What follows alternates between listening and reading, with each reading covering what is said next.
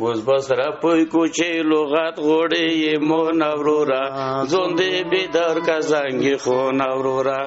اوس بس را پوی کو منو مسرې می د لامبار دا شیر بولم هنر ی تو سترګو نشم جار ډیر بنک وسرا کار څو بسی د پدال یار بایون بو کوي وا کوپیانی برابر چې جوړ بشي اختر روما والی خطر واری خو تا کا نظر اوس بو معلوم شي و بتورا قهرمو نورورا زوندې بدور کا زنګ خو نورورا. د پکتیا خوست او وزیرستان په سیمه کې د فلبدیها ولسی شاعرۍ یو مشهور ژانر دی چې لغات بولی.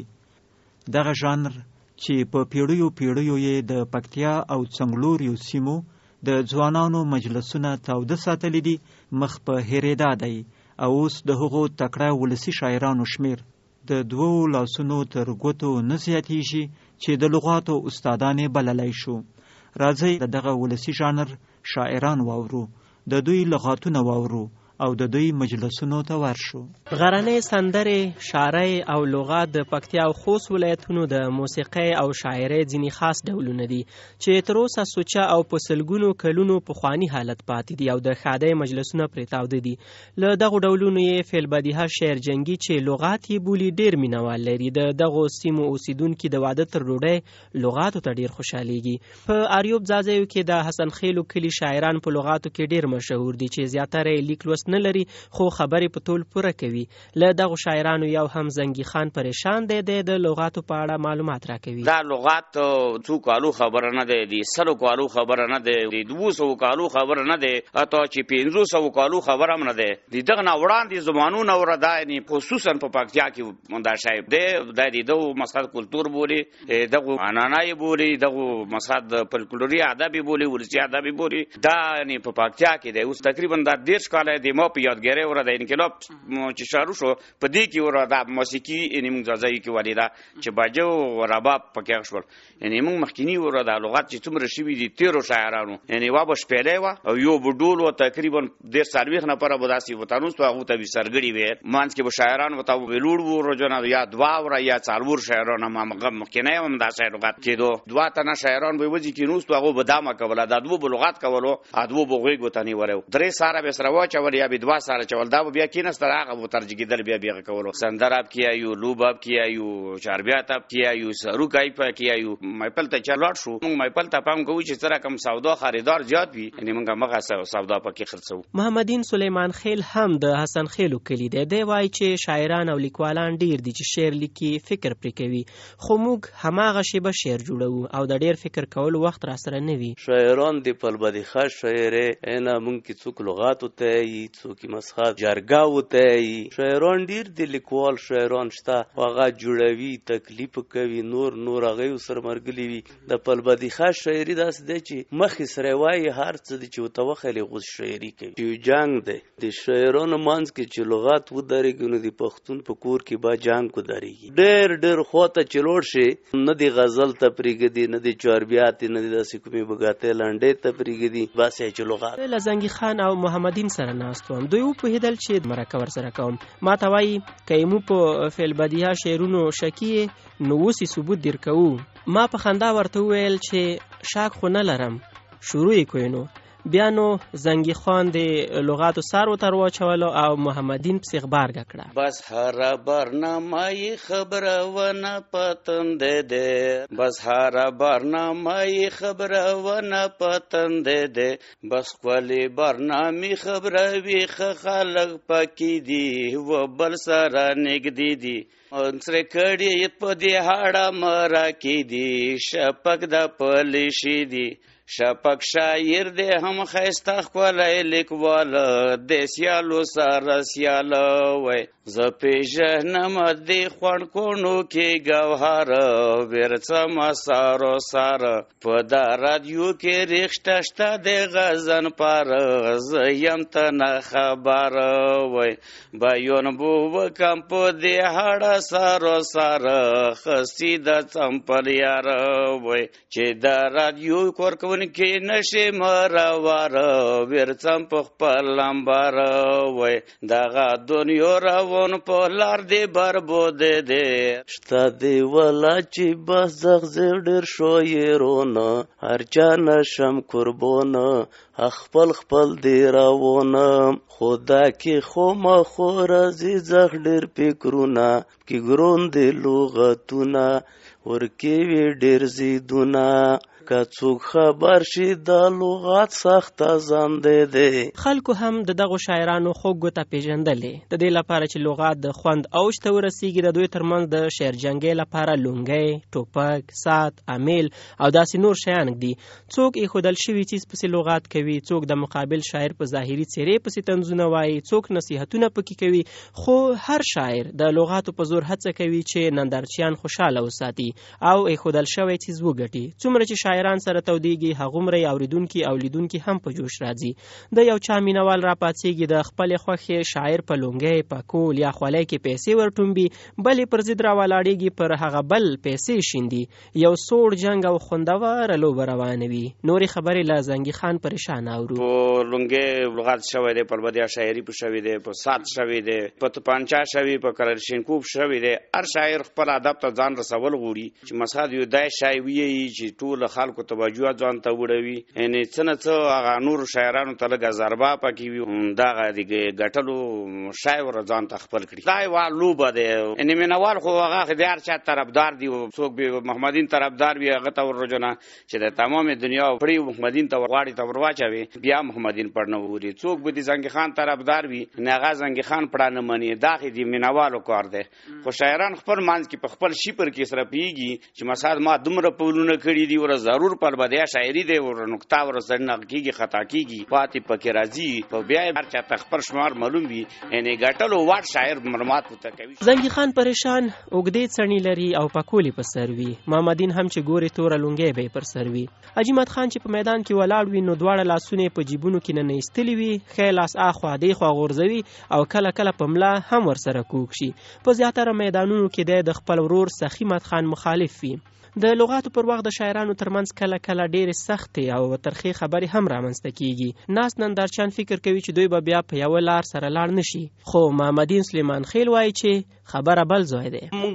نه ډېر خال دا پوښتنې کوي چې د توسې چې بیګانې شپه سره تېره کوي سبیې په دیوال یار څنګه سره سوی. دا کې وروره د مو یا به مجبري وي یا به داسې وښیه د انډیولي په اوږدو وي، داسې وینې مې خبرې نه سره تېرېږو. ډېر خلک دا وي چې توسې پارک وکو چال مو وکو. نو مو اورس چاته وی مو چې دغه لغات کې یو پارک نه کیږي ځکه چې ورور ته په غوږ کې ور شین څوخه زو نو ته څملوي. یو د پاري چې دی کې فکر دی دا چې چا سره کوي یا لډو کوي دا کې دی کا ورور زو بیا ولا کا طرف کیږي. خو ما خو خپل ستړي سره کوي. زنګي خان او محمدین ډیر کلک ملګری دي، خو کله کله د لغاتو پر سر زړونه سره بد شوي. محمدین ما سره څنګه په څنګه ناشته مو د نه خواګه مرګلتای چام نه دی کړی لکه مو د چبګدا ملګرتا وکړه. یعنی دې شو کارو ته به کم زیات وخت رسیدلې وي. خو مو د ترمنځ ته دې ته ولاب کې رسیدلی وو چې تقریبا یواج مات وی جمعې مو بل تاسو سالومانه به سره چورې ني دومره سره ساق شوی یو مکنزل یو بل تن دي کړی یو ملاس نه سره چورې او مجبوری او چې بو خپل رکعت پکې کوي نو دې کې ضرور سړی خپکیږي او یعنی کاستیا سره لويږي. اوردونکو ما هم یو څو شی به د دوی ترمنځ جنگ جوړ کړ. تاسو ورته وښه چې څه سره وایي. بیا باورې جنگ او محمدین لخرا کتورې شرنګ او د شپک سیب رغلی ماو تا تا ورته وبخیو نوی رنگ او دا سیتگی برخلی شیر لمبر کی او چی گوهر وی خوالی پاتی نشی سنگ زونده مکم کچه لغات غوڑی دیمو نورورا اوس بس رپوی کو زنگی خو نورورا اوس بس رپوی کو چې لغات غوړې مو نورورا زونده بیدار کا زنگی خو نورورا اوس بس رپوی کو منو مسره می د لمبار دا شیر بولم هنر ی تو سترګو نشم جار ډیر بنک وسرا کار څو بسی د پدال یار بایون بوبو کوي وا کوپیانې برابر چې جوړ بشي اختر روما والی خطر واری خو تا کا نظر کار وزبو معلوم شي و باتورا قهرمو نورورا زوندې بدور کا زنګ خو نورورا چین دریږي ډېر ډېر ګروم دی لغتونه توونه سغوي ګنا اوس وکاټي کنا جوس کی وسو تر ګنا خلق بوونه سغوي ګنا اندا غیدی بریدونه چې تال نشي ګردونه خلکو ته پاتې شي ودونه په شویره کې ورور هر سحر سکیږي کزړه دین بادیږي چې جنگ سم ولاګيږي بیا کونیب کې خخېږي خو منزل ته چې رسیږي او خيرون خلق پيږي زنه خبره ورته ډاکه شي تاو نورورا زوندې مقام کا زنګ خو نورورا زنه خبره ورته رسیدي تاو نورورا زوندې مقام کا زنګ خو نورورا و محمدینه ته چې څخلی کې جنگونه مونږه خلځو بونه خګرم نکما کې ټیکونه تا پڼبو ویلا مونږه خلبونه سیغوي ګونه اټیک چې وکم بیا خطر ته نه جوړیږي د پاته بولاږي دنیا ته څرګندېږي ثبوت په دا جوړیږي داسې شعر وایه چې کینه خوبي تاونه دا وایي زنګ خو نه زوتو دوایو شویرونه بوبري بي ډېر کسونه داسې ځواب که چې ورستای نشي پخیمو نورورا زوندې مقام کا زنګ خو نورورا داسې زریږي اوس لغات غوړې مو نورورا زوندې مقام کا زنګ خو نورورا خو کله کله داسې هم کیږي چې د دوه شاعرانو ترمنځ شعر جنگي روانه وي یو بل شاعر ترمنځ منځګړیتوب کوي حکیم جان فریادي سید احمد خان او ځینې نور په لغاتو کې ډیر تکړه وو خو اوس یې پریخي پریشان دا خبره غزوي او یای چې اوس یا داسې خال خال ځوانان ارجګيږي او کله کله وا نیمه پنجه خصام لغات سره کوي دا یای چې له خوشحال سره کین یو څو کاله دا د غره خټک بواړه شاعران شي خو شاعران مکینیا تیر شوی دي خو هغه ټولو پریخي دي د مثال په توګه یعنی حکیم جان به ته یادګری وکم چې ښه شاعر و پربدیا اوس پریخي دي د خوست د زادرانو سیمې سید احمد خان خخوره شاعر و غم اوس پریخي دي په دا اوس وخت کې بلوی پکتیا په سطح بتوي وزیرستان طرف ته داسې یو نیم شاعر پیدا کیږي چې روانه پربدیا شاعري کوي بس همدا مونږ منګالو زازای زادرانو طرفات دي شتاري ورخه شاعران تو لاسو پر بزنج پربدیا شاعران اوسه پیدا کیږي او چې هغه منجلسونه کوي دا نو زلمه کې شتاري داسې ورکی کار پیدا کیږي ډیر ځای کې مونږ ته رجک شوی دي چې وا پنجه ښه ګرم پنجه مونږ سره نیولې مونږ چې خپل نظر نه یو دا لغات دا داس دی لکه کوي یا کارز کامه چنوي او چې څومره کار پکې کوي غمره وبزیاتیږي دا لغات هم داس دی چې څومره ورغاږيږي او څومره کوي او غمره تجربه سړي ورکه زیاتیږي یعنی غمره سړی کې کوي کیږي زه د خپل نظر نه يم چې دا خلک د نوی نیالګي او نوی شاعران موږ سره داسې میاشت کار وکي ان شاء الله تعالی چې دا به بالکل رایمون ته سم جنگ د لغات کوي ځوان لیکوال او شاعر ډاکټر احسان الله درمل چې لدغه ولسی شاعرانو سره لنګدې پیژني وای چې دوی کڅ هم لوستي نه دي خو په دلیل او په منطق غږیږي یوازې لغات نه کوي بلکې ډېرې نصيحت لرونکي خبرې هم کوي چې زموږ پر خلکو ډیر اغیز شیندي په خوانیو وختونو کې پاچایانو هغه په دربارونو کې ځینې شاعران لرل دغه شاعرانو یو کار بو د پاچا صفات بیانولو او د پاچا ځینې کارونو ته توجیه جوړولې مثلا د سلطان محمود غزنوي په تاریخ راځي چې دا یو ورځ په غوسه شو د خپل غلام ایاس څنې پرې کړې چون هغه د محبوب او بیا ورسته چې کله دای په هوش کې راغی بیا ډېر خپه وو انصوري چې په دې صحنه کې حاضر وو هغه غوښتل چې د پاچا قهر سوړ کی نو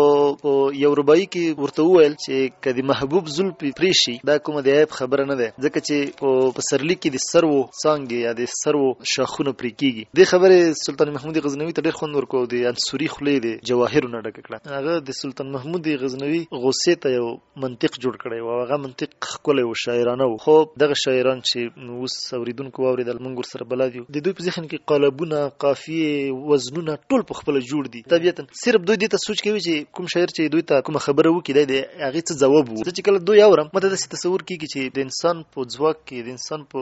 وس کې د سنشته چې دومره خبرې دي د منظومي وکي د الهام ده ک د هنر الهه ده ک ارڅوي په دوی کې یو بل ورتیا دي دوی خپل مجسم شیرونه دي مثلا تاسو سره په ستړي ماشي کې مخ مخ شي تاسو شیر وای تاسو سره ک ټلیفون وکي چې ته یو خبره وکي دوی خوښ شي په غپسې شیر درته وای قسم دویم د زده کړې نه لري پاتې شوی دي دوی اواز دانه چې د لغتونو کوي په نور ملي مسایلو کې د جنگ په اړه د دوی نفرت ډېر د ستاینې ور ده دوی چې د پښتنو د نفاق حق په اړه کومې خبرې کوي په شعرونو کې، دغسې کوي چې ته فکر کوي چې یو لوی واعظ په منبر ناست دی انسان ته نصیحت کوي او هغه د جنگ او د شر نه بندوي. د دوی په منطق او د دوی په شاعرانه منطق دومره ښکلي شوي وي چې ډېر په اسانه منل کېږي. چون زمونږ خلک د